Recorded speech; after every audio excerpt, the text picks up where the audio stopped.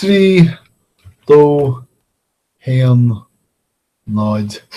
Is beá dí bhríanann seo go léamh na nuaíochta. Don dó lá ní bhealtaine 2016 agus is sé tá si de ceiliúra sa rank go tuige nach méich gachúr a hálíonn rud mór sa rank dóin siad pólín is cosúil. Ach ní cheartan bheith ag spucha náid an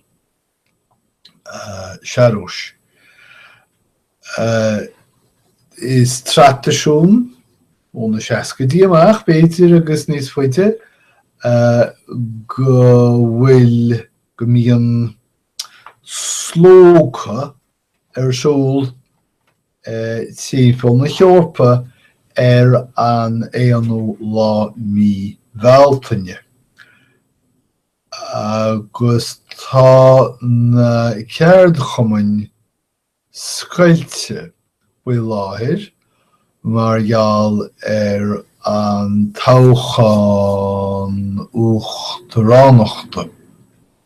Agus dá réir sin tá teannas le bra mar is léir in sa rank agus tá léirseitheoirí ag caitheamh Molotov cocktails.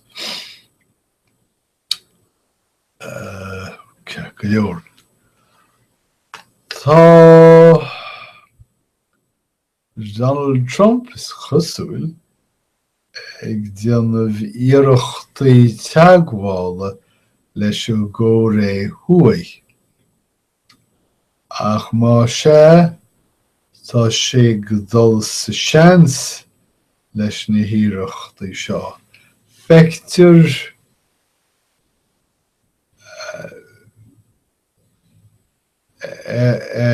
na híreachtaí seo mar heileoireacht gan olbhú. Heileoireacht an tart agus ní heileoireacht más sin.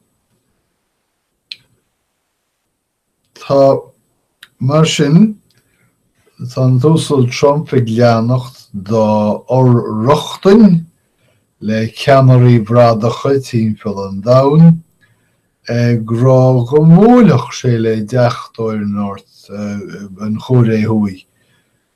Kim Jong-un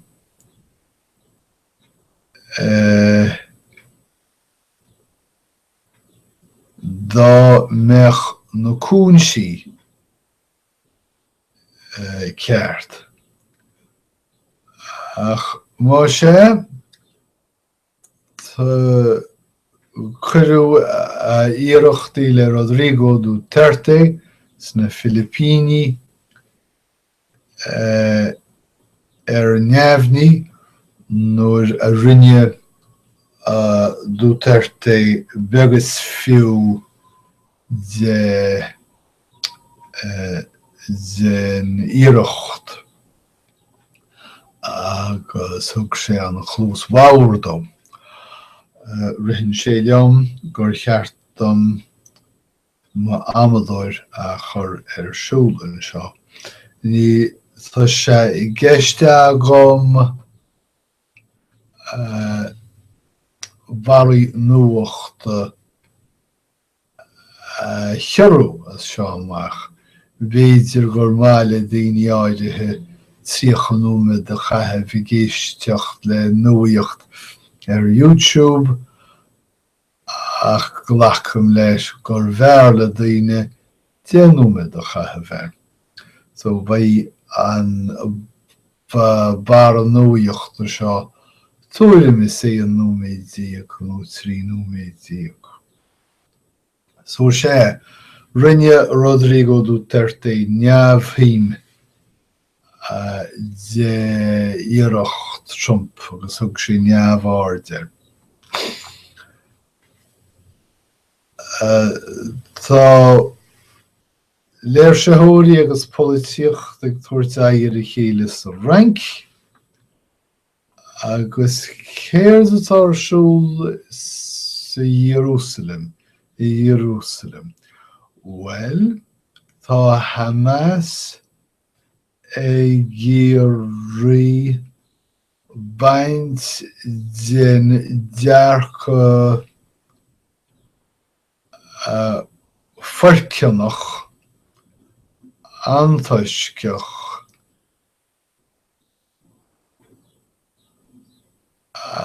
tá acu agus leathúil acu chuacht. Tá siad ag trid chun creidúnacht a bhailiú agus tá siad déanú sin trí bheasartha a thuspáint. Nis má tá chormach ar bheith agad ar a Palestine bheith agad go bhfuil Hamas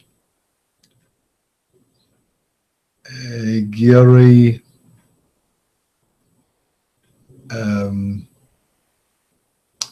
iad féin amhara go mar cheannairí na Palestíne in Fatah. Idir an dálín ar nót an dá grúpa i mun frihhartaíochta in Israel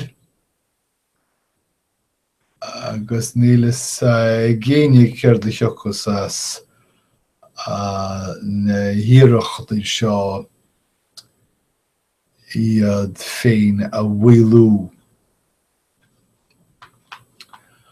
Tá an Astráil is sáin. Bhí déifinn tá an Astráil a grúchas a bunk agus snaipach céim fá. Well, tá an chóré huaí tréis an Astráil a chur sa lína láhaí len tástálachaí núcleacha le déanaí.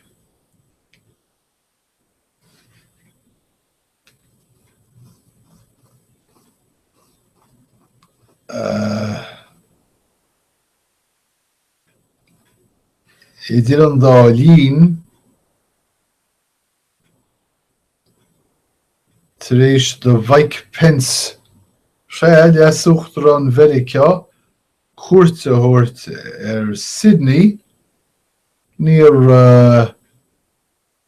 tuairiscíú sin go bhfiosdom thug túisceart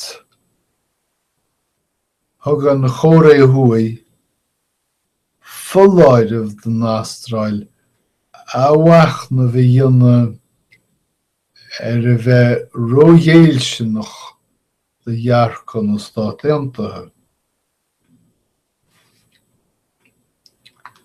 Agus gan a bheith ródhéilseach dá máistir mar a thug an chóré huaí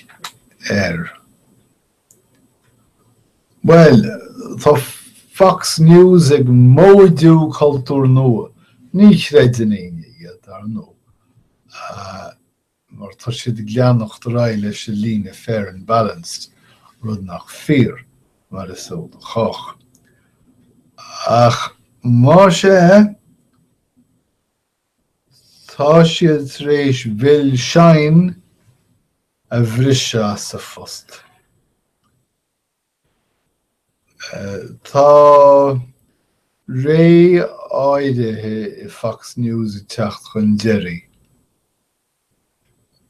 Tá Roger Ailes ag well imethe ón stáitse Tá céir mo chuine Bill O'Reilly i dríblóid agus tá Fox News fós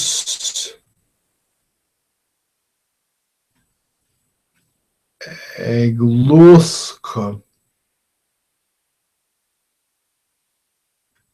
ó na maimnaí seo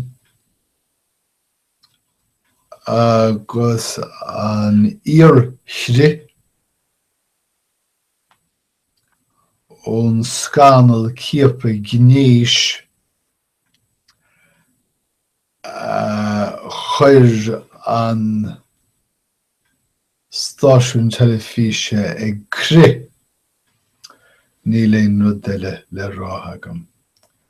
Well, tá Katy Perry ag gala an Met agus í catha gúna mór dearach nach bhfuil sé go 10 baile ó dhéire.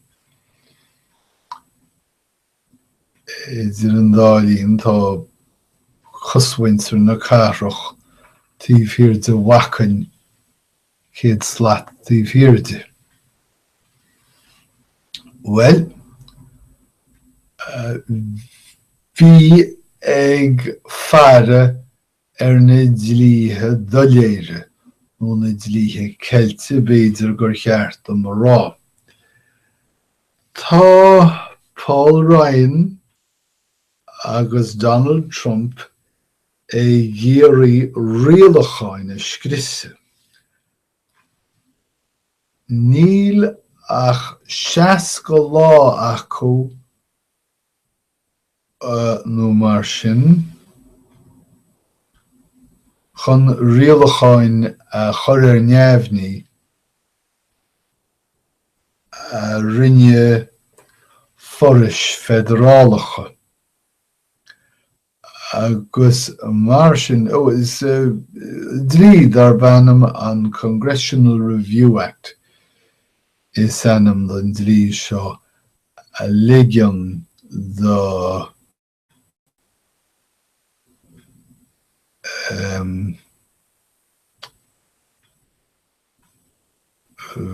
reachtóirí rialúcháin a chur ar neamhní. Ach ba an inneog sin ag dúna go leor i mí bhealtaine agus ba sé níos deocras sin amach. Fiú le áirdathe feidhmiúcháin ón nuachtarán is féidir déaltaí an próiseas blianta ógáil. So sin iad na scéalta móra, ba scéalta bheaga agam ar bháil, don dó lá míbhealtaine 2016 agus tásúil agam gur bhain sibh leas éigin astú agus go mbeidh ag caint ríis.